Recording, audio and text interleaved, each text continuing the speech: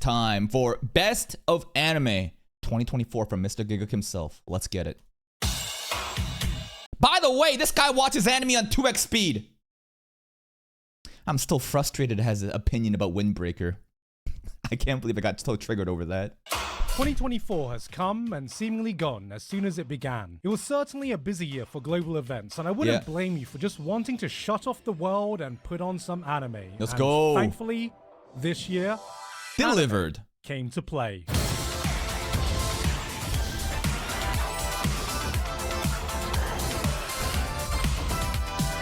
Anime just keeps continuing to soar in popularity for the better and for the worse. I still am getting used to how much of a global phenomenon it's become. School friends who never had any interest in animation will hit me up telling me they saw Dandadan. People who had never heard of a Crunchyroll will casually talk about discovering this random Japanese show on Netflix. My parents watched anime this year. That's right, Gigguk's mom, right? Just like marathon all of Apothecary Diaries in like one day when they were on vacation. Truly shows how good of a show that is. The idea of being a pure anime fan feels like it's slowly getting phased out as anime just becomes another part of pop culture. But for those of us who still wear that mantle, what else was happening this year? For about 2 weeks, our community became obsessed with Deers, with the release of a song you'd last about 10 seconds in before realizing, ladies and gentlemen, I think my brain just committed suicide. After years of...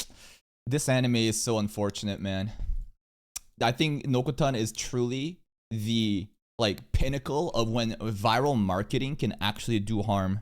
Now, if you consider, like, for example, the reason that this show was so hyped up and went crazy was because of the trailer, because of the opening. Everybody thought that it was so catchy. The immense visuals that was just playing on the memes went completely viral on social media. Everyone was like making these crazy standards and expectations that Nokotan honestly could have never delivered. And by the time that the anime actually came out, first episode, people were like, okay, it's kind of like what I'm thinking. And by like the second, third episode onwards, when we start to do the introduction of every other character, rather than focusing on this dear girl and her goofiness, that's when the show started to fucking tank. Truly the biggest drop off. Like, it is so unfortunate what happened to this cute show, but it's again, when like viral marketing got way too successful, the expectations placed on the consumer's ideals was placed wrong, and it just could never deliver. Sad. 10 seconds in before realizing, ladies and gentlemen, I think my brain just committed suicide. After years of waiting, it looked like we were finally getting the first great 4 episodes, by the way. Years of waiting for 4 episodes of Uzumaki, by the way. Junji Ito adaptation. Uzumaki came out and smashed the curse by giving us an anime that did justice to its horrifying art. It was disturbing. It was unnerving. This is it. The run that's going to change everything. We're gonna do it, and there comes episode 2. Free Ren became a cultural phenomenon, popularizing the phrase, that's what Himmel the hero would have done. Inspiring people so much that someone quoted him after stopping a real knife attack. Wow. In a rare case of a Free Ren fan. Surprised there's no newspaper headline saying like, man dies lonely and virgin because he wanted to be Himmel so bad and he never got any other girl and was in a one-sided relationship for the rest of his life. Knife attack. In a rare case of a Free Ren fan doing something outside of posting Yubel's armpits. True. Demon Slayer laid the groundwork for its Shoutouts to Mers Web Cosplay on Twitter for Yubel armpit pictures. final arc by having his big bad Muzan take 5 business days to walk to his destination. Bro, that walk. The thing about that walk is that the walk happened in 2 separate episodes. Because then there's 2 episodes. Episode 7, which is the penultimate episode, Muzan started walking for like 10 minutes at the end, which was so fucking hype. And then the finale aired, and then it was that same walking scene again, but even more like lengthened, way more extended, and I loved it. Fans seem to be split on whether this scene was pure badassery or just over the top silly. I'm just saying, if they really want... People are calling this some like Bollywood like camera action. There's some Bollywood like film shit, bro. Wanted their villain to have unmatched aura, they should have just fully committed to the Bollywood way of introducing their characters. Bollywood!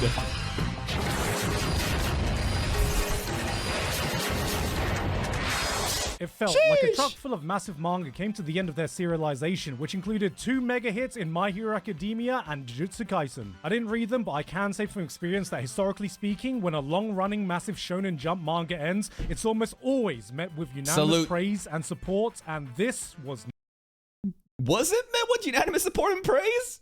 Well, I guess it's only because I'm not part of those communities, so all I see are memes dunking on MHA about Deku, like, put the fucking fries in the bag, and JJK, like, Weren't people saying like the author hated the show, that like his own show and his own fandom, so he decided to fucking make it like done? Again, I have no clue of anything that I'm saying. I'm just parroting random shit that I see on Twitter. Manga ends, it's almost always met with unanimous praise and support, and this was no not different. I think my brain just committed suicide. Isekai Finally, I can stop reading. almost always Wait. met with unanimous praise and support, and this was no different. I think my Burned the whole kitchen down. The ending was so bad. This shit was straight doo-doo. The worst ending in anime's recent history. Battle of Mid. Have a plus ultra day.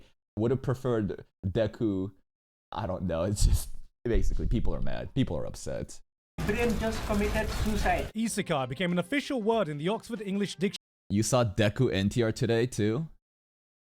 Are we thinking about the same Twitter account, Kyle? Where that gravity girl is on the hospital bed.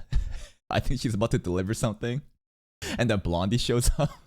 It's in that picture. Yeah, I saw that too. Giving legitimacy to all the isekai trashmen out there. Following the news, the search was officially started to find exactly who Truck-kun's British cousin would be. Here he is now. And last, Jesus. but certainly not least, we lost a legend this year in Akira Toriyama. I tried Salute. writing a longer segment for this, but nothing I wrote felt like it did justice to this man's legacy, so I'm gonna keep it short. He may not have been the mangaka that influenced me the most, but he is the mangaka that influenced the most people around the world. He inspired a generation of people, and his work will continue to inspire for many generations to come. And Salute. for that, what more can you say but thank you.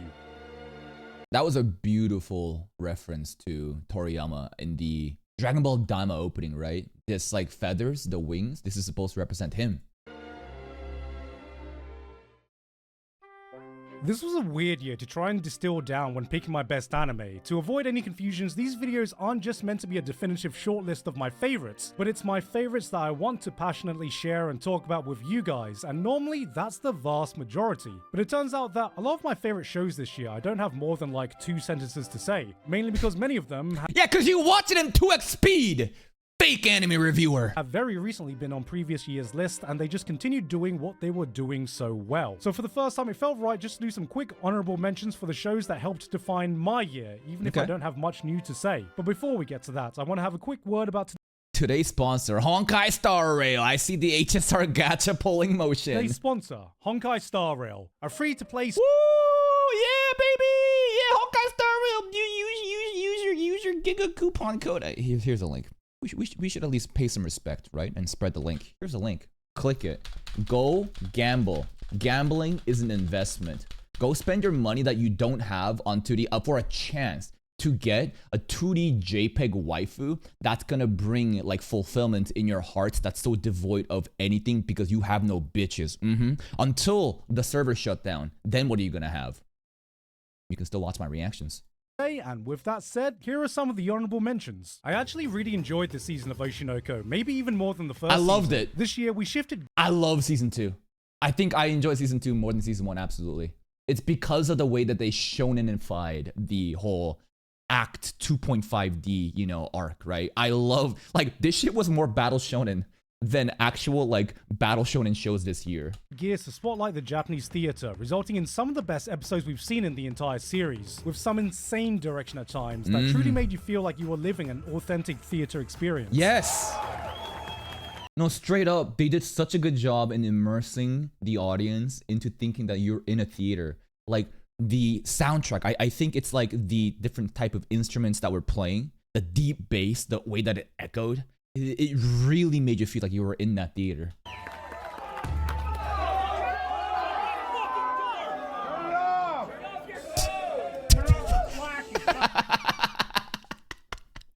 Play it again, play it again. Boo! I'm kind of starting to think that this show is at its best when Aqua isn't the main focus and when it can highlight other people's emotional journey through the world of entertainment. There Yeah. was some fantastic character writing here, and now that the manga has come to an end, I'm sure we all have a lot to look forward to in future seasons. Yeah, Akane and Kana truly did pop off, right? The rivalry. How did it all start? Well, actually, like Akane was the one glazing Kana from the beginning, right? But then Kana was like already like, so what's the word? She felt like she was spent like 40 years in the industry as like a little toddler and was so bitter about everything and told Akane to just fucking quit. But like that's how it all started. It was a beautiful story. I think my brain just committed. Mushoku Tensei diabolically Yeah, I heard that the ending. Well, we'll get there when we get there. dropped one of its best ever episodes on Father's Day, then preceded it in the most Mushoku Tensei style possible, leaving me with some mixed feelings. Not so much with the developments, but more in the manner in which it was executed. A lot of people are so upset about this part, man. Like, maybe it's because I have loose morals. Maybe it's because I never saw this show as like the peak and like the pinnacle of ethics and monogamy. Like, of course Rudy's gonna get a harem. Of course he's gonna be fucking all the bitches. Ain't that the whole point of the show? To sell this fan service into the audience that want to be or feel like they could be Rudy? A lot of people don't want to be Rudy, but some people actually do. And Roxy joining the harem, I thought was funny. There was a lot of homebreaker, you know, like homewrecker memes happening, but some people were genuinely so beyond upset. They're like, this ruins the credibility of Mushoku Tensei's writing. And I'm like, are you fucking serious? For a series that historically has had no problem spending as much time as it needs exploring the complexities of human emotions, this one felt a bit out of sync. I still enjoyed it, but for the first time it left I thought that like it was right in the alley of the character Rudy as Grey Rat. Like, listen, I don't like this character. I despise Rudy, honestly. I love Mushoku Tensei for everything else, though. And Rudy has his moments here and there. But I can also separate, like, my bias towards his character and everything else fucked up that's happening. And also appreciate that, hey, him having a harem, him cheating on Filthy, makes sense to me. Yup, sounds like Rudy to me. Like, why are people upset? left a bitter aftertaste in my mouth. And I'm not talking about whatever Roxy's been drinking. It was a delight to see the wacky chemistry between What was she drinking? That Grey Rat sperm. the Konosuba cast has not gotten boring at all. Demon Slayer was a 10 out of 10. For one Wait. Konosuba got skipped so early. taste in my mouth. And I'm not talking about whatever Roxy's been drinking. It was a delight to see the wacky chemistry between the Konosuba cast has not gotten boring at all. Demon Slayer That was quick.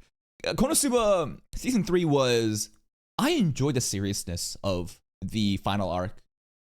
The one thing I was really upset at is... And it's a very specific complaint because of my favorite character in the show is unironically the Mohawk man. The stylish ruffian, the dude that like sits by the bar and just like glazes Kazuma with his one-liners like, I always knew he was a hero or some shit. He didn't have anything in season 3 at the end. I wish that he pulled up. He was even at the wedding. I thought that he was gonna like hold off the masses and chasing after Kazuma in darkness. And then he would like say, don't worry, hero. I got it from here on. And then maybe he get trampled. Such a quick moment that you could have done to have those running gags happening, but he's gone. Why didn't include any scenes of him? was a 10 out of 10. For one episode. Before that, it was True. the weakest season so far, shown by the fact that IGN gave it a 3 out of 10 and didn't set the internet on fire. Honestly, though, like, honestly, I think that we even covered the IGN reviews of Demon Slayer. I remember this name, Raphael Motamayor. This guy, this is not a biased or exaggerated take. Demon Slayer Hashira training arc sacrifices momentum and depth for an absurdly long and meandering season that should have been a montage. Absolutely agree. There is no fucking reason for this to be a season of anime. Like, of course, but the finale episode makes me think, like, forget everything that happened before. But if you really looked at each individual episodes, there are some good anime-only scenes regarding the Hashiras. My favorite moments were, like, the Mitsuri and, like, the serpent Hashira kind of, like, interacting. And Sanemi getting, like, a restraining order against Tanjiro because they were all fighting and shit like that. That was great. That was absolutely fantastic. But there's also scenes where Muichiro and Tanjiro is literally throwing paper airplanes and counting till 10 because they're padding watch time. And I'm like, what the fuck is happening? They stretched the movie into 8 episodes. That was ridiculous, but I hope that they do that for the upcoming Infinity Castle arc because I'd like to be able to farm, you know, the final arc in an episodic way. Even though I think that's a little low, because surely this moment alone should bring it up a bit. Yep, this moment again, the finale episode Zeni Sadakine, this is the Blue Lock effect. This is the 8-Bit Studio effect. And again, 8-Bit Studios didn't even do their thing before Demon Slayer did. The effect of ending on such a peak episode that you forget everything that led up to it and you just forgive it. Like, that's me, bro. The finale was so fucking good that I'm like, you know what? You want to stretch more movies out? Go ahead, bro. Just make sure you deliver me peak at the end. This moment alone should bring it up a bit. Then there were the two juggernauts of last year, Apothecary Diaries and Free Rent, continuing their amazing run from 2023 to 2024. I introduced my mum What about Dungeon Meshi? Was Dungeon Meshi also not airing at this same time period? to Apothecary Diaries this year, thinking it'll occupy her for a good week. And I thought I liked watching anime until I walked in Your one mom. day later and she Your looks mom. me in the eyes and goes, "It's done."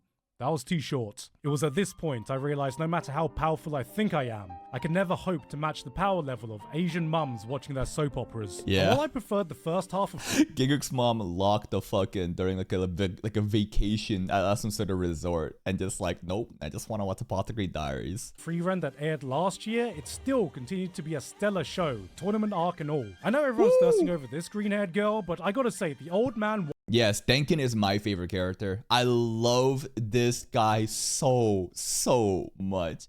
Wholesome grandpa by the end, but bro was throwing fists. That scene when everyone's out of mana and there's this one party holding like a bird cage and Denkin pulls up looking so menacing. And he walks up and he's like, come on, you're a man too, right? Pulls off his mantle, goes for an uppercut, gets off-screened. Ugh. Give me more. won my heart. A mage of principle and respect, reminding us that you may be out of mana, but you ain't out of hand. Showing the young'uns how to truly pound people up. Damn, bro, why did they off-screen this? Just show me the punch connecting, man, with like an impact frame happening. No diddy. Make no mistake. What did you say? What did you say? Out of hands. Showing the young'uns how to truly pound people up. No diddy. Make... That's right. Old men showing young boys how to... No diddy. No mistake. If this was a simple one-sentence list, both of these shows would have easily ended up in my top 5. And on the other end of the spectrum, there were other returning shows, like My Hero Academia. My Hero Academia was once the golden child of shonen, carrying on the torch to a new generation of anime fans to a post-Big 3 era. People loved it. People couldn't stop talking. Yeah, like the first couple like seasons went absolutely bonkers, right? Then the reputation of this show started to take a hit as the future season seems to be kind of mid. I don't know, but I hear that it's really back stronger than ever. About it. Then one day, it felt like everyone woke up and just went, yo, this shit boring. My Hero became the punching bag of jokes, while other titles rose up and grabbed the spotlight. And as time went on, it felt like those jokes turned into complaints, and then eventually those complaints turned into indifference. And while it felt like many people had given up on it, I quietly continued watching in hopes that one day it would remind me of why I loved the series in the first place. And isn't season 7 basically delivering that? And this year, I remembered what it felt like to go plus fucking ultra. Woo! It feels like in the modern age of action shonen, a lot of us have forgotten the beating heart of what My Hero Academia truly excelled at. Its amazing attention to detail in its character writing and development. This is what has shined in these latest seasons, and on that playing field, only a few of its competitors can compete. However, if you come into this as another battle shonen anime, you can definitely feel it being left behind when compared to the plethora of modern action spectacles its contemporaries have been showing us. Take this fight. We have Fireman versus Ice Boy and friends. It's a 1 versus many brawl. Fireman blasts them with a super hot fire, immediately rendering the team useless, and punches Ice Boy, but Ice Boy has a technique that neutralizes his fire because, you know, he's actually half. Okay, so basically, if you only care about fight scenes, then there's plenty of other shows that has these fight scenes. If you care about production value of fights, there's a lot of other shows that can also compete. But it's more of the context of the fights. Who is Fireboy? Who is Ice Boy? Who are these characters? Why are they fighting? And once you have the context, the actual deep story, then like these fights matter more to you.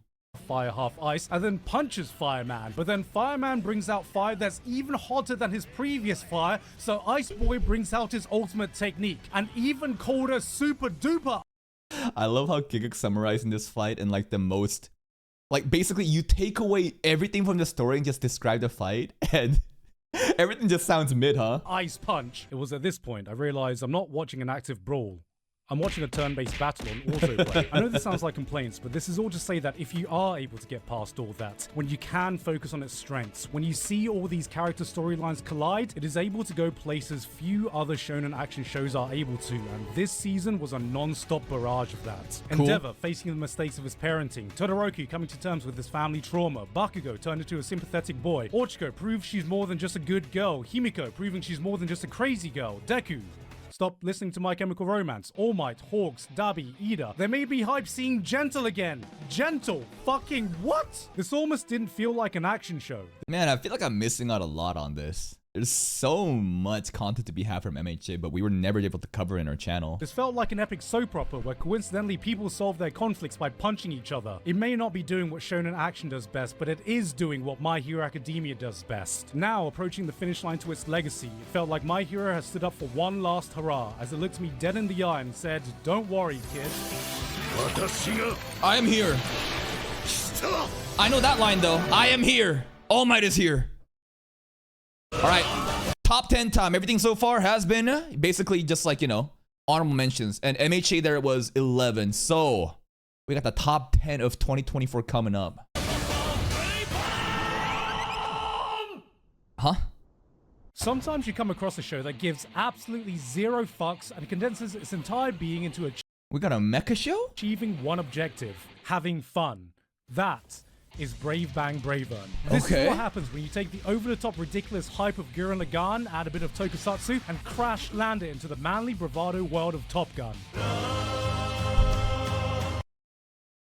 This is definitely not homoerotic at all. The mecha scene so far though, they look really good. Don't make it about as straight as it too. It is a non-stop, glorious celebration of the best parts you can find in the mecha genre, then throws logic out the window and amps everything up to 11. Cheesy Okay. speeches, fusion scenes, old school theme songs that will grow your beard 5 inches. It takes all of them, then proudly throws them in your face. Oh, what was that? So it kind of like does the same thing as 100 Girlfriends, where they are blatantly aware of like the tropes that they're dealing with, the genre that they're handling. And rather than trying to like hide that shit, they're basically like, nope, we're gonna dial up to a 12 out of 10 and everything's just gonna be fun and exciting.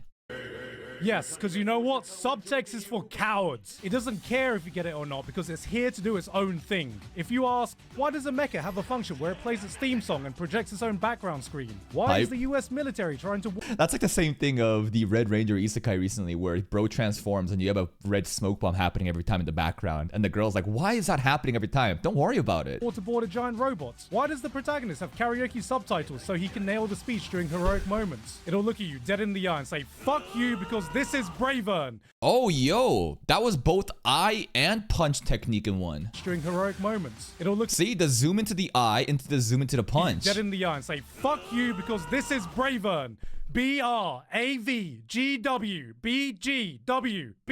BRAVGWBGWBBWGG. BBW? GWBBW. BBW? What does that spell? It's a treat when you watch a show where you can tell every single person working on it was having a blast, and you get infected with that same joy. This is the shit post of Mecha, the YouTube poop of super robots. Forget a no bullshit show, this is an all bullshit show and is damn Got proud it. of it. It's a show that fully commits to hitting every single emotional beat it needs to, then takes one step back and laughs at itself. Yeah, oh Jesus Christ. Yeah, you need to have this level of awareness, right? If you want to like stand out amongst tropes and genres that you've just already been dealt with, you need to go all out. Just go 12 out of 10. Kind of like Eminence and Shadow. You know what I mean? With those shows, it's very aware of what kind of show it is, and they crank it up to like a 12 out of 10. Anyways, what the hell is happening here? Every single emotional beat it needs to, then takes one step back and laughs at itself. Come on, Oh, come on, okay. wake up! Remember, this is between boys' love, right? So there's no way the guy would be on top of her. こんな時だったのにお酒の時に私たちもでしょ Never mind. Oh. If you're still unsure about the appeal of mecha, if you're unsure of what makes super robots great, give this one a watch. This isn't just a love letter to the mecha genre, this will make you fall in love with mecha.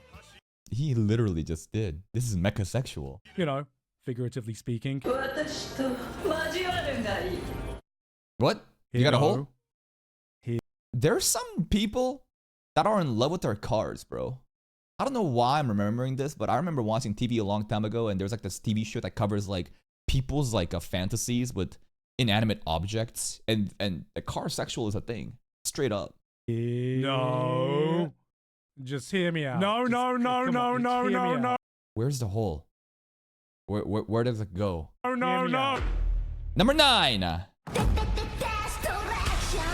Oh shit!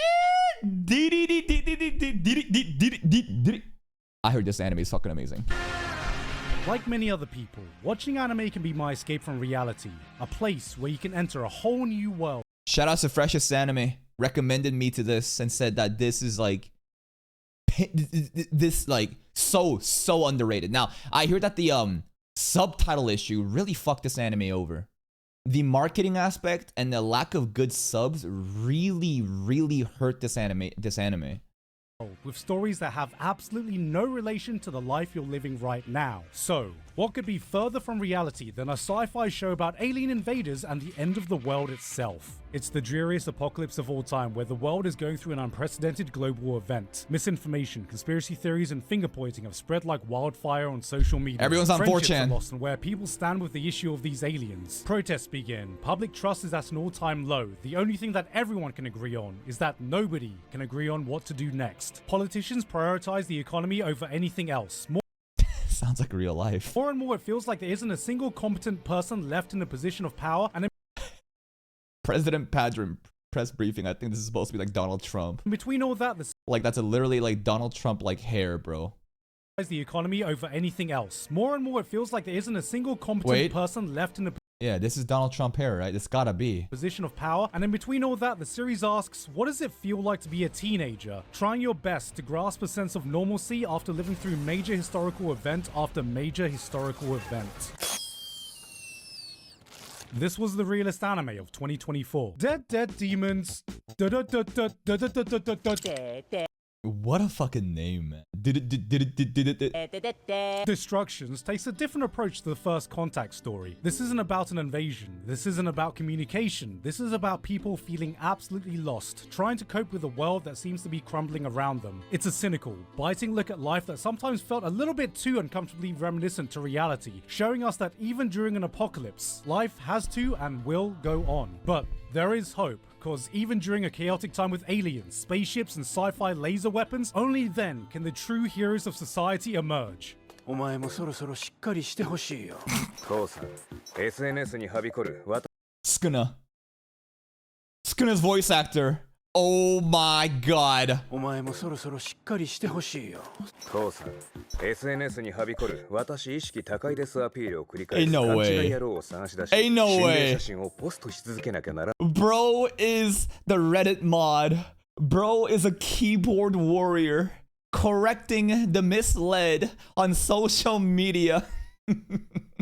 The funniest thing is that it looks like he has a Ikemen face. Like if you get rid of the fat, he could be really hot. And like Skuna's voice on top of that. 野郎を探し出し、心霊写真をポストし続けなきゃならないのだからな。 Ah, he's finally here. Biblically accurate Twitter blue checkmark user. Yeah. ReZero number 8, which is honestly like pretty impressive considering there's only 8 episodes out. Also, maybe there's like a reason for why it's number 8 episodes out. Like the season 3 is not even close to being completed. Like, bro, season 3 is not even halfway completed. There is most likely another 8 episodes coming out in February. I mean, it's not most likely, it's confirmed. 16 episodes in February altogether, right? Comes from October to February. Sorry, October until whatever, February until April, whatever. And then we might get 22 episodes regarding Arc 6. So like, there's a lot more to happen. So like, it's an incomplete season, and making it the top 8 is pretty crazy. When the last season of ReZero came out, I looked like this. When the first season of ReZero came out, I looked like this. When Okay. ReZero is being written, I looked like this. It's insane to think that this show first blasting onto the scene, taking over the anime community, was over 8 years ago. ReZero fans have been surviving eating at scraps, but this year we got the start of an all-you-can-eat buffet with its return. They brought everyone, everyone back for this one. Amelia, Yeah. Krush, Felt, Anastasia, Priscilla, Subaru's newly acquired sassy Pokemon, Reinhardt, Julius, them. Let me solo her. Wait, what? Priscilla, Subaru's newly acquired sassy Pokemon, Reinhardt, Julius, them. I don't know why the them pronoun for Felix made me laugh, but honestly, honestly Felix can take all the fucking strays. I hate Felix. Insecure little fucking cat piece of shit, best magician my ass. You can't do shit. All you do is lash out on other people because of your own fraudulent self. Go hate yourself instead of everyone else. ReZero, I do love the grand scale of Arc 4. It is sorry, this is Arc 4. Yes. It's no. Arc 5. This is Arc 5, sorry, and then Arc 6 is gonna happen after. I love how this reminds me of Arc 3, of basically having more people all come together, right? We had Anastasia's faction, we had Crucia's faction. Priscilla was missing during the White Wall subjugation, but now that everyone's gathered in Priscilla, and I believe that, I'm pretty certain that Anastasia definitely knew that we were gonna be attacked by the Archbishops due to her networking informants, I don't know, and decided to bring everyone here together to kind of like fight together. But I love it. I love the setting. It's a whole crazy ass battle siege happening. Some fucking Lord of the Rings like Twin Tower shit. I think that February, bro, when it comes back with the counterattack arc, which is gonna be all the pop-off moments, this shit should go crazy. Let me solo her. Even Rem fans were eating this season. Nothing. If you were one of the people that thought season 2 Should have included a bald guy combing his hair. it was a little slow in plot progression, season 3 went, don't worry, I hear you, and started off by dropping a nuke on itself. This was a no bullshit, non-stop barrage of chaos. When you thought the situation couldn't get any worse, it does. Just when Subaru learned to value his own life and make an oath not to rely on the return by death mechanic, this pushed that commitment to the absolute limit. One thing goes wrong, then two. Before he can even put out one fire, 10 more pop up. There reaches several parts where you think this is the point of no return, only for the series to hold. Now we're going to commit even harder. It is crazy how the straight bet that happened in Arc 4 in Season 2, the whole gamble with Roswell that he will no longer abuse this power to keep resetting. The lesson of like learning to cherish oneself, that this power is not meant to save others, but yourself too. That's what Satala said. And now it creates this interesting writing mechanic where people can't get mad at Tape for Subaru not deciding to off himself at every opportunity. It's actually brilliant. Because he won't. That's the whole point of the fucking story now. So he continues to just like...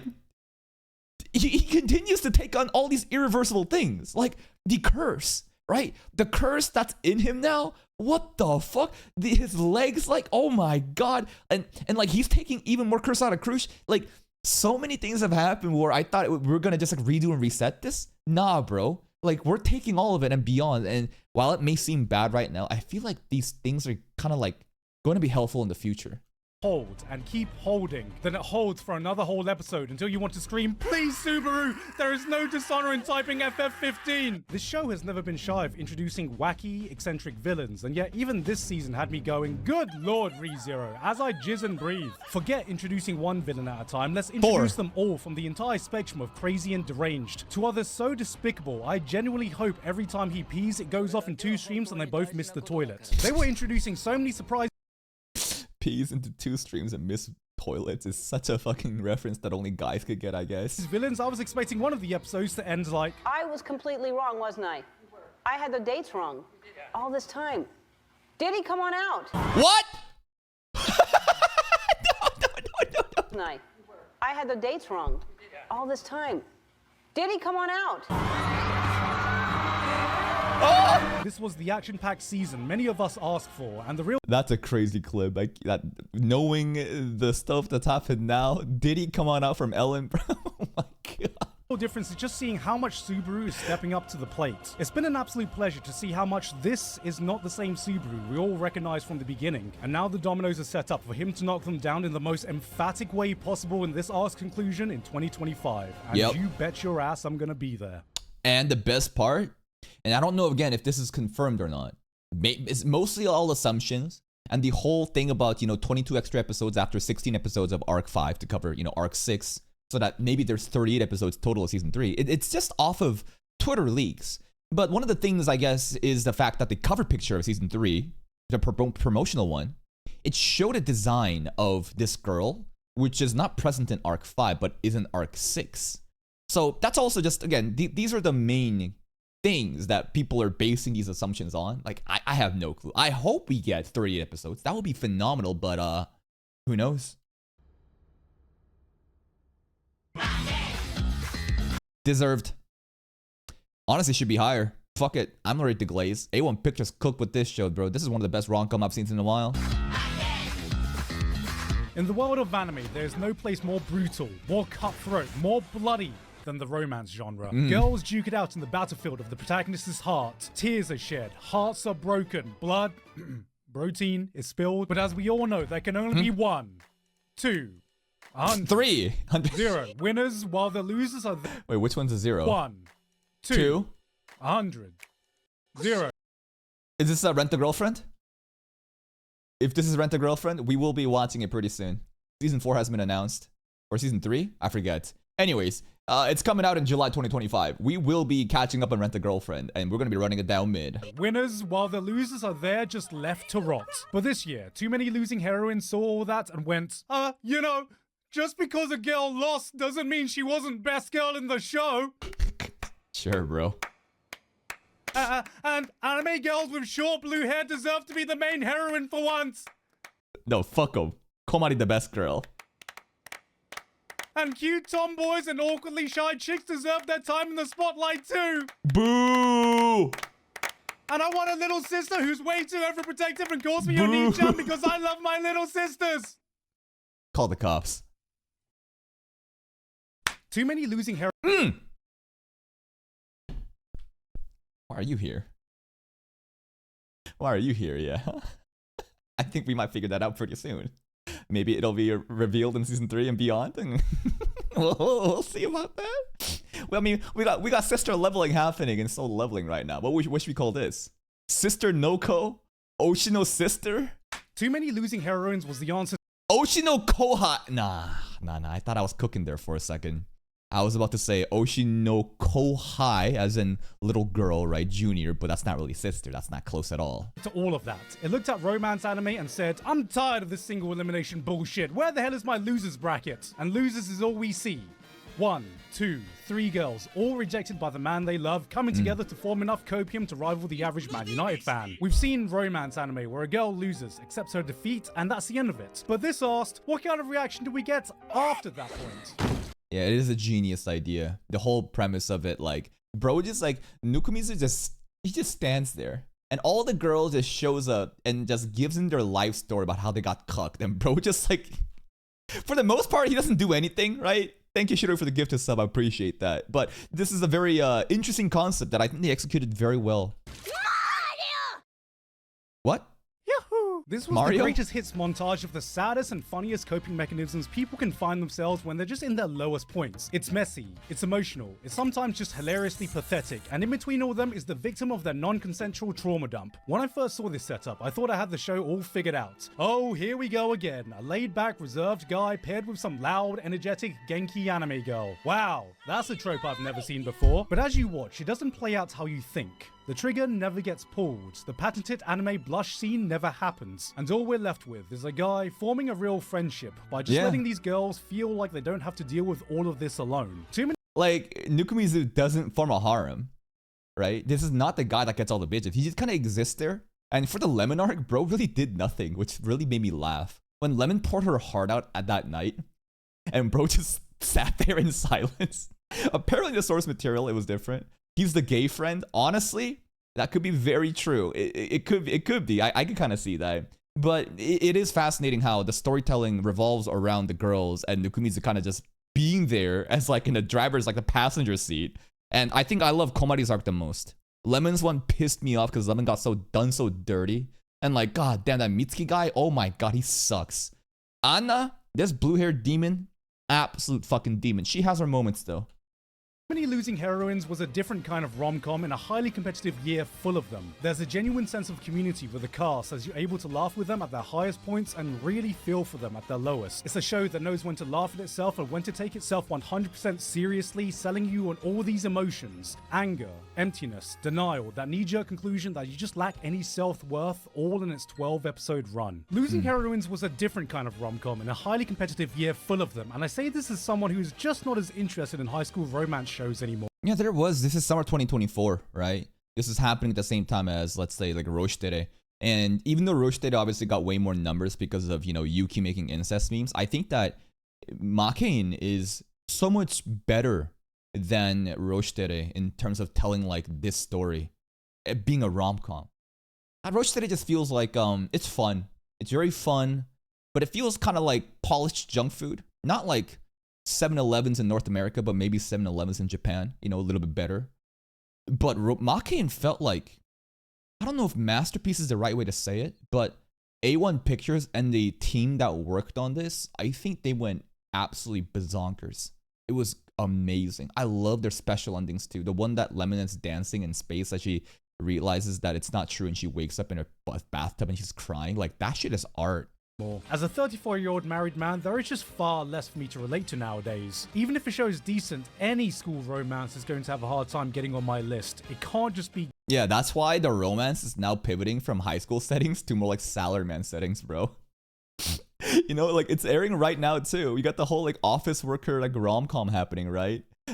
We can no longer sell, you know, high school rom-coms to that audience because they've grown up. Let's make salarymen office settings. But the thing is, like, those salarymen, like the office setting people, they don't really feel like real adults. They're honestly just still high school kids, but it's just different setting. Good. It can't just be great. It's gotta be bloody fantastic. Oh, yeah, that's fair. I think that Dangers in My Heart and what it achieved in season 2, it can only be better than Makein, man. Like, the pop-off moments that it had between Ichikawa and Yamada, absolutely. Modern romance anime has an epidemic. I don't know when it started, but it felt like I woke up one day and 90% of them collectively agreed to do exactly the same thing. Let's just make a guilt-free, comfy show with minimal conflict, drama, and progression, showing daily interactions of some shy guy and a girl. Except... Yes. And what Gigguk is summarizing right now is exactly why I believe that rom-com is actually the more mass-produced and power fantasy slop than isekai. I truly believe this. the girl has the thing. You know what I mean? The penis? Thing. Maybe she communicates in Russian. Maybe she's just legally fucking blind. Maybe the thing is that she has undiagnosed schizophrenia. Where the hell did this all come from? Undiagnosed schizophrenia for Gigi Harm is actually so funny, bro. This schizo is fun. Schizophrenia. Where the hell did this all come from? Some call this an offshoot of the teasing genre, some call it comfort romances, and some call it bait for lonely dudes who get no bitches. Yeah, no, this is bait for lonely dudes who get no bitches. No, straight up, think about this. Honestly, I've been really thinking about how people are shitting on isekai for being like a sloppy power fantasy. You're always getting like a harem and you're proving others wrong. And you're right. That exists a lot in isekai. But dude, that exists a lot for rom-coms too. Let me just try to name a couple right now. Shikimori is not a cutie. Kubo won't leave me alone or something. Nagatoro. I don't want to say Dangers in My Heart because the Dangers in My Heart's way better in that. Fuck, I'm trying to just on the top of my head name all these different rom-coms where basically the main character exists as like wet cardboard. You are nobody. You're nothing. Tomo-chan as a girl is not one of those animes. Not even fucking close. Don't you dare compare Tomo-chan as a girl to these fucking main characters where they literally do nothing. Like, these main characters have nothing going on. They're absolute losers and rejects of, you know, in their class. But the most popular girl shows up out of nowhere and like pulls them out of their depression. And you're supposed to self-insert yourself as the guy, as the perfect girl just does a perfect thing. And then it's just like a power fantasy to appease that specific demographic, the audience that yearn for this kind of content. The lonely, depressed male that wants bitches but don't have bitches. Straight up, this is that exact same fucking formula. But then there's Dangers in My Heart, where the girl is not a static, perfect girl. she has her own issues and insecurities that she deals with in such a relatable and realistic depiction of middle school romance. Most likely because the author is a woman. And of course, females are probably going to know how to write female written characters. That's what I love about Dangers in My Heart. Where in the brief, like if you looked at this just like on a surface level, then yeah, you would probably say that Ichikawa is one of those types where he's just like an outcast, he's just a loner, and big booba tall popular girl shows up and saves him. But it's not that, because if you keep watching, you realize that holy shit, you know, he realizes that like this girl is an actual human being and she has her own desires and motivations and dreams and insecurities, and she just finds Isuka really funny and cute and wants to interact. And as they spend more time together, it's actually such a wholesome and beautiful love story. That's why Dangers in My Heart, I think, is so much better than most rom-coms that have their female leads just be nothing. They just exist. They're just perfect. There's no any development. They're static. And they only exist to bring you, the main character, out of their shell. Bitches and stack no paper. With how much this is all blending together, I'm starting to call this even this show, right? Like, Komi can't communicate? Isn't this kind of the similar thing too? Well, it's a bit different because Komi, I think, is like a very, not even soft-spoken. She can't talk, right? And she's too scared to talk.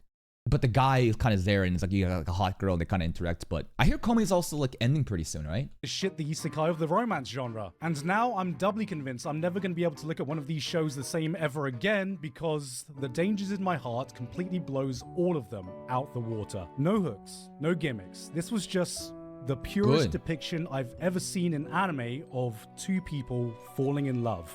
And I think that there is a brilliance in how they set this in the middle school setting. I was just trying to think, because like, I think there is something fundamentally different about high school romance and middle school romance. You may not think that there's much of a difference because what is middle school? Well, high school is like grade 10, 11, 12. Middle school is like 9, 8, 7. I think that these two groups of people are fundamentally different in how they're developed because of hormones and puberty and whatnot. And the middle school romance is a lot more pure. It's more innocent, exactly. And the way that Dangers in My Heart conveyed that was such a relatable story. Now, a wise man once said, I think love is just like cringe. And you know what? I stand by that. Yeah, I think you're right. It is cringe and it's wholesome. We can do some cringe ass shit when we think we're in love. It's that winky face you sent to that person once that keeps you up at night wondering why you thought it was a good idea. It's that corny shit we clowned on in love songs but secretly you wanted to feel just once. It's that dumbass joke you nervously blurted out in front of them that had everyone looking at you funny and made you want to crawl in a corner and just disappear. But it didn't fucking matter when you realized that they were the only one that laughed. That is The Dangers in My Heart. That's right. At the end of the day, if you are too scared to be yourself to girls or guys, you've already lost the game. Never try to be someone you're not, trying to impress people that don't actually care about the real you. Because like in the game of love and dating, you should just be yourself.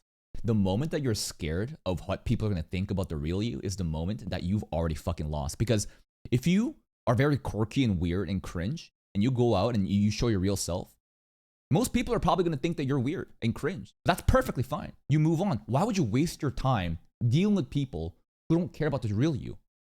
But there is going to be that one person that actually connects with you. And that one person won't think you're cringe. That one person will see you for who you are and will think that everything that you're talking about, whatever you think is cringe or hobbies or passions, they will think that, oh, that's so cool that you have such a interesting like passion towards this thing, right? So like never try to like change yourself for these like depictions of hot girls or hot guys, right? You should just always be yourself, because there's nothing more suffocating and nothing more of a waste of time than trying to be someone you're not, trying to impress people who don't even care about the real you.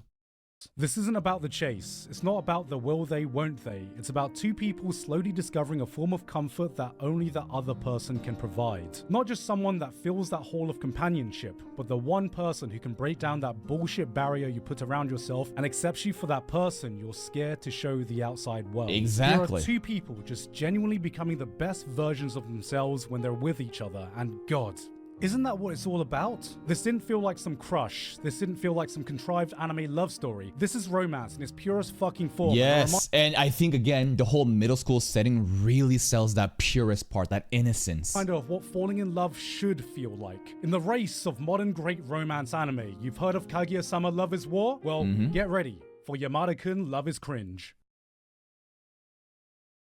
Next up. Ah, I didn't get to check this one out. I hear it's amazing though. Girls Band Cry has girls in a This is the actual all CG anime, right? band. And they That- cry? Anime is not new to the girl Jesus. rock band concept. It all started in 2009 with Girls Band Chai. 2 years ago saw the uprising of the highly beloved Girls Band Shy, even tangentially in shows like Angel Beats that gave us Girls Band Die. We know what dynamic to expect. Bars, brother. Cute girls doing cute things, chasing their dreams, trying hard while having a jolly good time making new friends, and look how adorable they are when they And then I give him trauma. interact with each other. And then there's Girls Band Cry.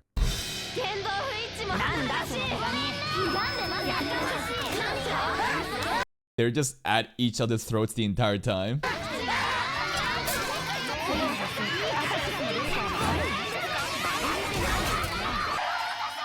Jesus! She almost got isekai'd. These aren't your pristine, perfect idol girls. They argue, talk shit to each other, throw tantrums. Our main girl Nina has a public outburst, gets told to be quiet, and calmly responds by throwing a fucking lamp at him. Nina is your average New Yorker. But it's this brutal honesty with each other that makes this show feel so real. Their friendship seems so genuine. The drama is not some cutesy nothing but So we have no introverts in this show. Everyone is just the most extroverted aggro people, and they just constantly yell and pop off against each other, and that creates this authentic raw relationship between them. Okay, burger. Every person is carrying some trauma, a character flaw they live with. These girls act like girls. They can come off as childish, they can make naive decisions on their journey, and they, get this, do not get rewarded for it. This is no fairy tale, no idealistic story about chasing your dreams. This is a down-to-earth look at the harsh reality of staying true to yourself no matter what the world is telling you. But even so, they refuse to betray their character. These girls embody the true spirit of rock, both its ups and its downs, and it's through watching their struggles do you get some of the finest drama you can find all year. Ew, isn't this CG? Alright, get the fuck over here. No! I've had enough of your shit. it is CG though. It's just that a lot of people that complain about CG immediately think that like CG is always bad. There's good CGs, there's bad CGs, right? The way that Studio UFO Table, not Ufotable, UFO Table does CG, I think is fantastic. The way that you make the CG work with the 2D elements so that the transition scenes isn't a whiplash.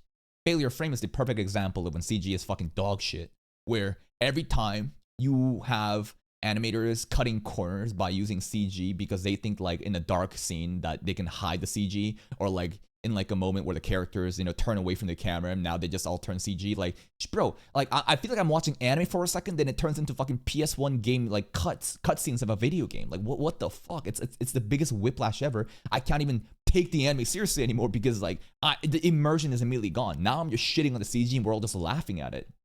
I get that anime fans have a Pavlovian response anytime they see CG, but this is some of the best I've seen outside of Studio Orange. There's not a single moment where something interesting isn't happening in frame. Every movement adds so much character, micro-expressions that perfectly emphasize emotions, and concert scenes that bring the fucking hype to the fantastic music. Speaking of which, ooh, the piano.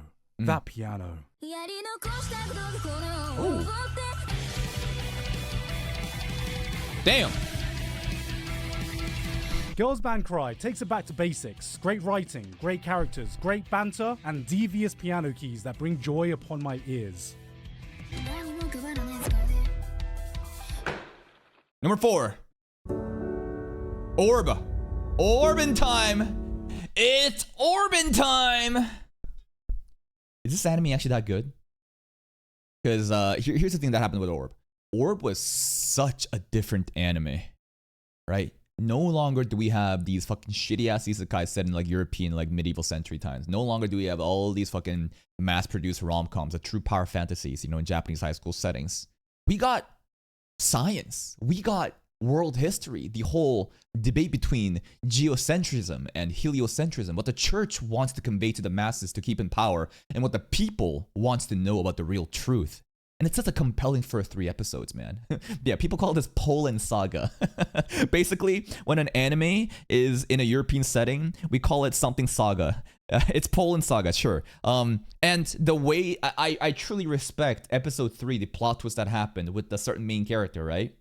But it's just so unfortunate that on the YouTube space that like most people don't even appreciate animes like this. They can't. And the people that actually did appreciate this anime in the beginning, I showed you in the performance review videos, Japanese audience, right? The Japanese love this shit. They eat it up. And I had a couple assumptions. My theory is that I think Japan has, I think they have, it's basically the opposite of weebs, where rather than Western persons, Western people glazing Eastern culture, you have Eastern people glazing Western culture, and they love this shit. And they were all really hyped up about the first 3 episodes, but after the plot twist, a lot of people were just like, nah, fuck this anime, we're done. I don't know what happened to this anime beyond the point that we dropped it, because obviously I can't continue making videos if no one's watching, right? I'm not making videos for anybody, we're wasting time. But I hear that the anime, like, I mean, if it's up this high, I'm gonna assume that it's going still really fucking strong. In this day and age, we've seen it all. Thrillers, gangster stories, pirates, ninjas, knights. It's so rare to see a concept that hasn't been done before. A story yet to be told. And Orb on the Movements of the Earth was all of that. Yeah. And so much more. In a time when faith was the dominating school of thought, when studying science was the Asian parent equivalent of finding out your kid wants to go to art school, what if you had to prove to everyone that the Earth isn't the center of everything, but we're actually a rock flying thousands of miles per hour through the vastness of space, held down by this invisible force you can't touch, see, or smell? Oh, you Gravity. think you can do that? I bet you still secretly give Pluto the planet pass when no one's around, you lying prick. Orb isn't just the story of heliocentrism. It's a captivating tale showing how one simple idea can change the course of so many lives. An idea that just won't die no matter how many times you try to extinguish it. That's right. You can kill the man, but the idea, the ideals will pass on. It is such a compelling story because of, like, if you pursue the truth, then you will be labeled a heretic. And yes, this is an over-exaggeration of what happened in the past. I can't believe some people actually complain. They're like, well, actually, the churches never burned people at the stakes or did stuff like this. Bro, it's a fucking anime. Don't you realize that this is fiction? Like, this is exaggerating the story. But I love the depiction of the executors. Novak, right? The dude that was just so nonchalantly just, like, torturing and killing people. Like, this show, it really was so different from everything that we've seen so far. It passes from person to person, generation to generation. This story is a testament to the lengths people will go in the pursuit of truth, in the face of adversity, in the face of unimaginable pain. Nothing can cage humanity's desire to look at the universe and go, I understand it now. If Dr. Stone... It is actually crazy that, like, these dudes back in the day, of course there's no Hubble telescope. They had to literally stare at the sky. These dudes had to stare at the sky at night and drew pictures and kept looking at the sky to track different stars. That blew my mind. It's just like, holy shit, people were bored back in the day. I mean, you don't have the internet. What else are you gonna do? There's no forms of entertainment, right? Dudes are out in the night at a hill looking at the sky, drawing stars and tracing them to the point that they come close to the truth of, like, geocentrism versus heliocentrism. If Dr. Stone made scientists look cool, this is a full-on celebration of the scientific method. Because when the universe looks down at us and says, I will never reveal my secrets to you, humanity looks up and replies, fuck you, we're gonna try anyway. This is both the brutal reality and true beauty that comes in that pursuit of knowledge. How many people laid the groundwork of research and died just before a massive breakthrough? Are the real heroes of science the ones who come up with the correct ideas, or the ones who suffer the heartbreak of realizing they've dedicated their life work researching down the wrong path and yet still accept it? Maybe all the above. Knowing that the next person will now know what not to do. It's the legacy of all these unsung heroes of science that Orb wants you to think about. This isn't about a life, but the lives of the people that give us the understanding of the world we have today. It never stops reminding us that through every great individual, every achievement, every giant leap humanity takes stands on the back of the work of the people that came before them. No matter what kind of old-fashioned archaic thinking that existed back then that could halt the progress of humanity. 誰もが簡単に文字を使えたら、ゴミのような情報で溢れ返ってしまう。Wait.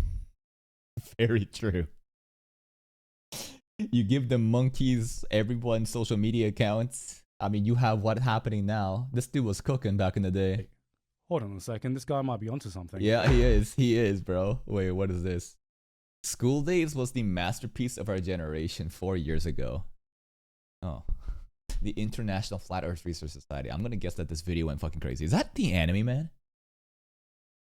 Is that the anime man? Joey Bissinger? He had a ponytail. He had an otaku ponytail back in the day? Huh. Something. Top 3?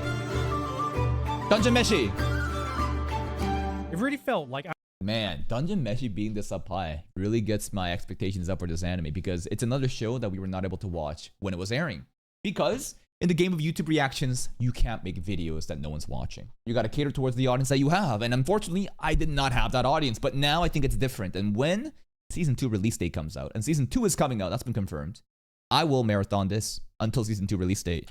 Anime rediscovered its love for pure fantasy shows this year, with Freeren leading the charge with a tale that spoke straight to our souls. We laughed, we cried, and the community replied, damn, that's deep.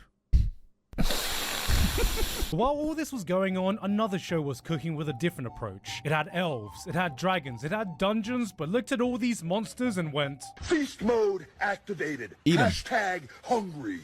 FeedMeMore.com. Dungeon Meshi satiated all our appetites by giving us a different kind of fantasy show, and when I saw this I thought, wow, finally, an anime where people just want to eat monsters and not want to fuck them. It presents itself as a low-stakes, comfy cooking show, then hits you with an attention to detail in its world building that most fantasy anime could only dream of. Yeah, I hear that the world building is like the biggest aspect of this show, because like, we did watch the first 2 episodes, but obviously that's not enough to give the full story of the show.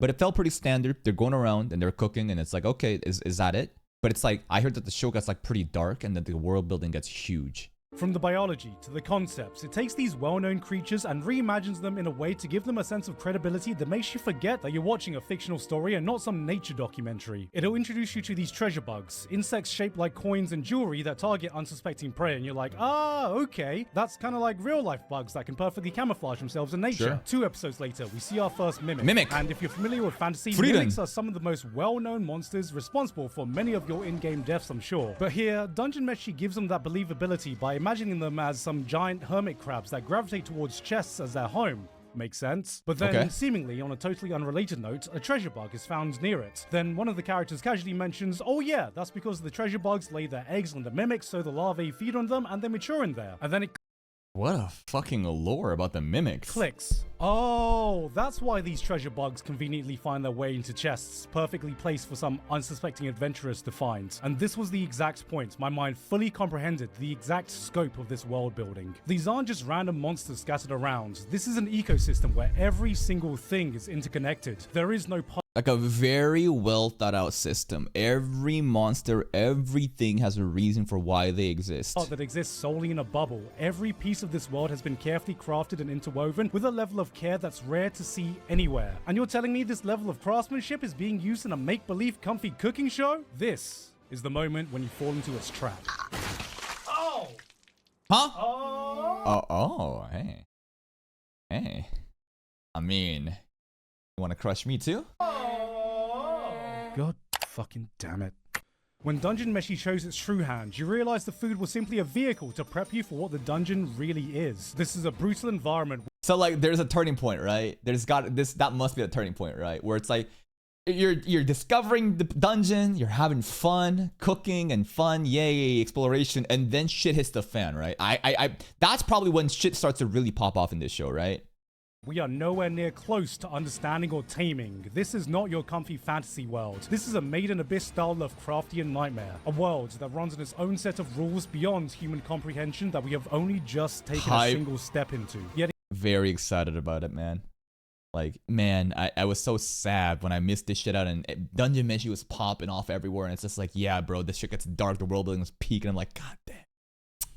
God damn. But now, hey, we will be covering it. Even through this turn, the series never loses its heart. The lovable leads always remain true to themselves. Marcel is still... Wait. She's like dead on the ground. And you have these 3 all hugging together. What the fuck is happening here? Marcial is still playing Elden Ring. Senshi is playing Cooking Mama. Chilchuck is playing Slay the Spire. Izutsumi just brought Stray. Everyone else is trapped in Darkest Dungeon. Meanwhile, Laios is in the corner going, FeedMeMore.com. Dungeon Meshi invites you to have a taster of this living, breathing world, and you forget for a moment that none of it's actually real. It'll lull you into its cozy vibe and smack you round the head when you get too comfortable, and by the end of it, sits you down to enjoy another delectable meal while you reflect on the journey. In summary, it's great. Good soup. Next up, number 2. Dan. I just wish that they just did something different with the ending, bro. I just wish that they, like, I know it's an awkward spot. The way that the storytelling is done, it's really tricky to find a place where everyone is satisfied with a split core ending, bro. If only that didn't happen, my opinion of the season would be so much better. But again, the season's not done, right? Also, the way that Netflix and Crunchyroll is like advertising this second core as season 2, it's wrong as well. This is one season. There is no season 2.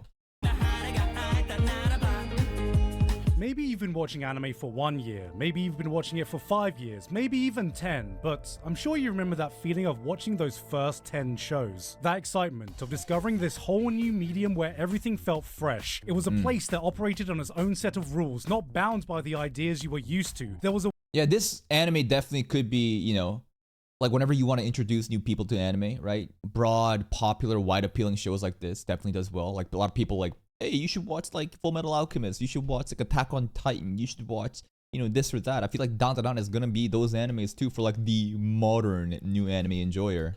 The weirdness to it you couldn't find anywhere else, and every new episode you watched, something unpredictable lay just around the corner. I've been watching anime for 20 years, and Down to Down took me back to those times. Shonen Jump is a place where its formula for success has been repeated over generations, so when a new title gets adapted, we normally know what the rules are, and Dan starts by taking that rulebook and setting it on fire. At first you think, okay, it's another battle shonen, then you realize, hold on, it's actually a rom-com. No, sci-fi. Wait, it's a supernatural.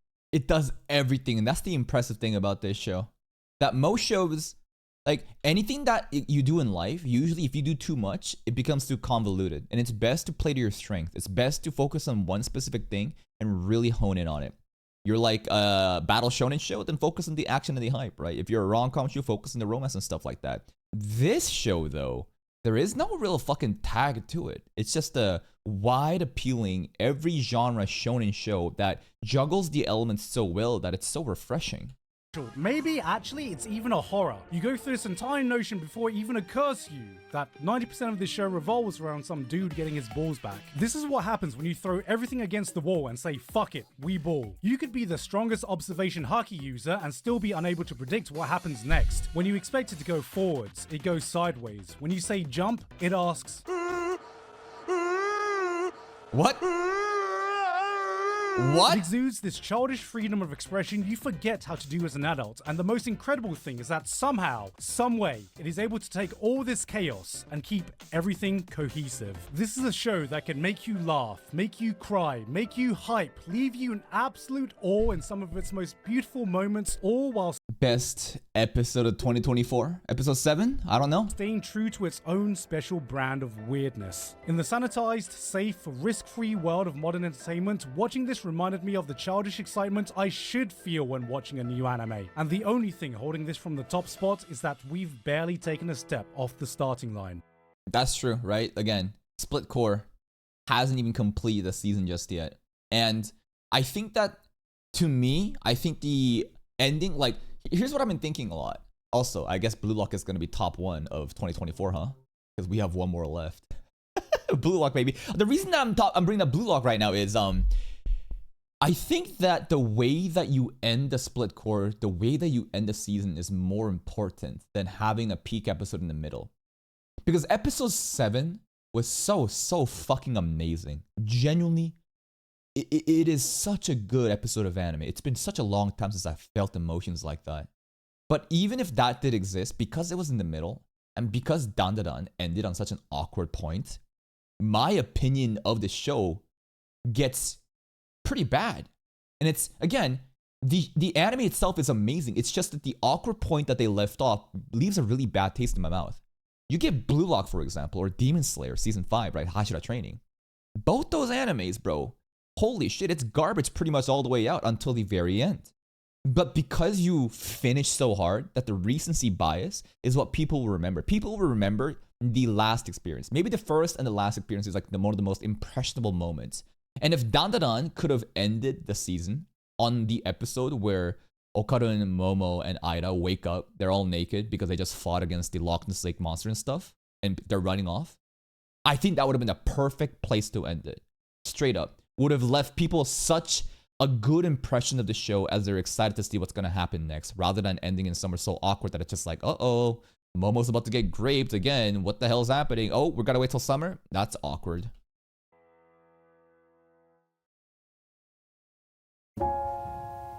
Blue Lock.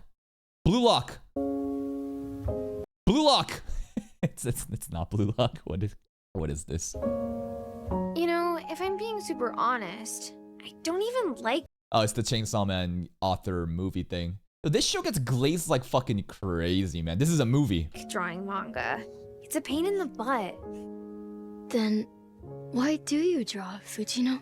Because I need money. Look back, that's right. Look back at these nuts. So many people have rated this as like the best anime of the year. And a lot of those people also are pretty like, they're pretty sweaty watchers of anime, talking production value and stuff like that, right? Like, so many people have the same opinion about, you know, look back, so I can only imagine that it truly is peak.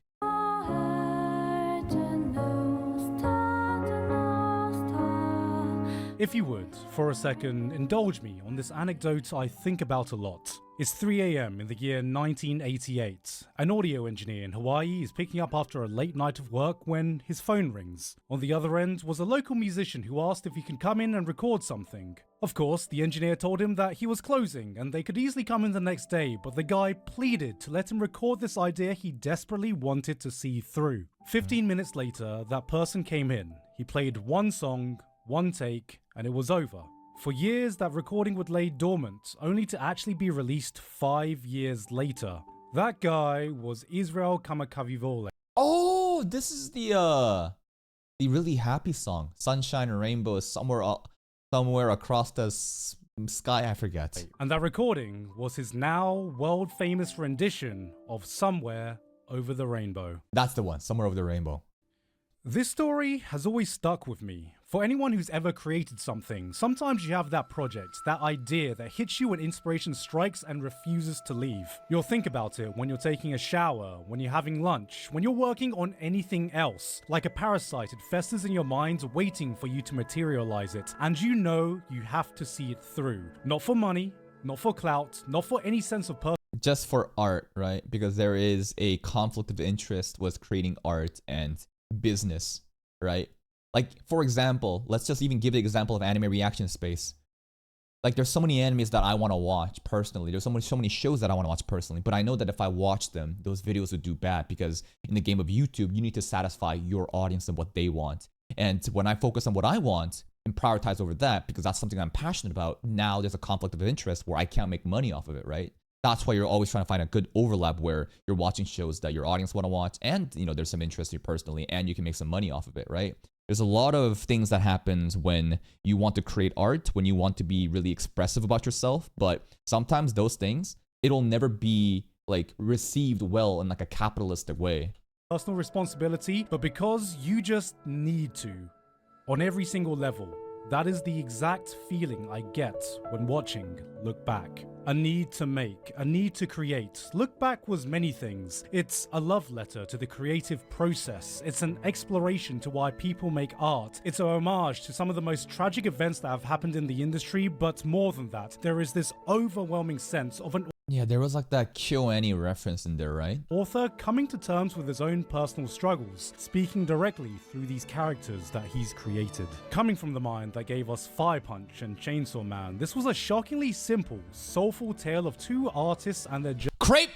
Big crepe propaganda exists in Look Back too. I can't believe they doing this shit. journey of creating for each other, creating for money, creating for pride, creating for themselves. This is a film that encapsulates the entire spectrum of emotions for anyone who's ever made anything in a way only someone who's felt the depths of those feelings could portray. That excitement of finishing your first work, the struggle of knowing you can do better, that deep insecurity that you're just inadequate, the euphoric explosion of having your work recognized, the emptiness you feel when you've forgotten why you started this journey in the first place, and that moment when you doubt it all and ask, was it all worth it? I don't know. I'm just gonna make some broad guesses. Feels like, you know, this is like a really good scene to portray the scale of the competition that exists, right? That you're not like special. There's so many other people that may be just as talented, if not even better, and you're working even harder to diminish yourself, right? And I guess like the whole aspect of like why you even started in the first place, maybe her work popped off. Maybe her work was really well received by others and she was just following passion. But as she got popular, now things started to become like a business. And now you're pumping out content that does well for the numbers, but may not really fulfill you in like an artist endeavor. And now you're asking yourself, what did I even do this all for? I feel so empty and desolate when I'm doing the thing that I should be loving to do, but now I feel like I'm forced to do these things to chase the bag. And then maybe there's like a reset that happens where she feels like, you know what? No longer will I do these things just for money. I'm gonna go back to square one where it all started and I'll make art because I want to, not because I need to. In the first place, and that moment when you doubt it all and ask, was it all worth it? In 1 hour, this film packs more emotional depth than most anime can fit in an entire season through simple, beautiful storytelling. It felt like a story that was made simply because someone needed to put it all out there. It's jam-packed full of the rawest human emotions, like you're watching somebody scream from their soul. Lines that feel so intimate, you're unsure if you're watching two characters talk to each other or a person having a conversation with themselves. This is the kind of personal story that's so rare to experience, and when I see someone laying themselves bare, it's hard for me not to be deeply moved. I've experienced this story 3 times now, and every time it's given me something different. I read the manga and cried at the pure beauty of the storytelling and emotions on display. I watched this in theaters and cried experiencing this story again so perfectly brought to life. I put this on when it got its home release and cried feeling such a profound connection to what the creators must have felt when making this. Jesus, if you can cry 3 times watching the same show over and over again,